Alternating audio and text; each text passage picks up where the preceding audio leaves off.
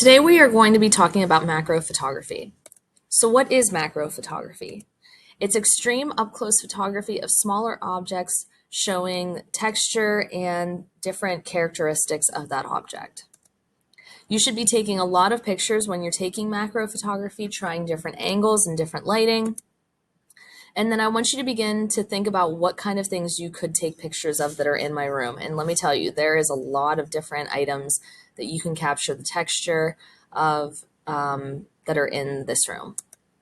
Some famous macro photographers to go over, Mike Moats, Mark Plonsky, Heather Angel, Peter Bartlett. These images show you smaller items that have been blown up because of using macro photography, and you can see the different textures of these different images, which is really cool. Some elements and principles that will be used are color, rule of thirds, emphasis, texture, pattern, and symmetrical balance. So let's talk about macro versus non-macro. One of the big things that I notice is that students take pictures kind of like this, which is more of a portrait of a kiwi, where this is more the macro shot that we are looking for because it's up close. We see all the textures. So this picture on the right is what you want to aim for. Let's take a look at another one. So once again, this picture on the right is going to be more of a portrait picture of a flower, where the picture on the left is going to show one area of the flower really up close, and it's going to gather all that texture and really show just that one specific spot of the flower. You're going to be using a macro lens add-on for macro photography. This allows you to get close to the subject for more detail, and it also blurs the background. This is what the macro lens looks like on your camera. It's just this little add-on right here. We also have a new camera lens that's going to be on the end of your lens. What you want to do is when you're taking this lens off, you need to hold the macro lens and then twist this camera lens off. And then the same thing, whenever you place the lens back on, you just need to hold the macro lens and then twist this back on. You don't need to tighten this super, super tight, just enough to where you feel it kind of stop, and that's it.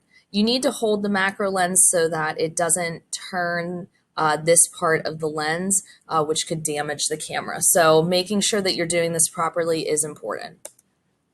Let's talk about some do's and don'ts for macro photography. So when you are going to take your picture, what you don't want to do is you don't want to have this dark, weird circle that's coming on the outside edges of your photographs. The way you avoid this is making sure that your lens is zoomed the whole way in. If your lens is zoomed really far out, that is when you are going to see this black circle appear.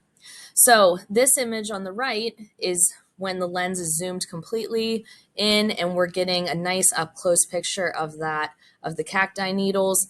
That is what you want to aim for. Making sure that your pictures are nice and focused and clear. So just taking the time to really capture those images. So the image on the left-hand side, this is what you do not want to have. The image on the right-hand side, this is what you do want to take.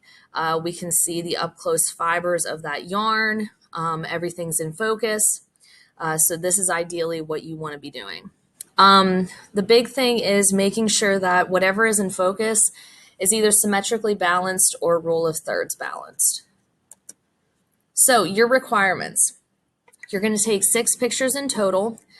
You will be photographing for probably about 3 days. You need to take pictures every single day, try different lighting, different angles, but you then will choose the best 6 pictures that you have taken to turn in for a grade.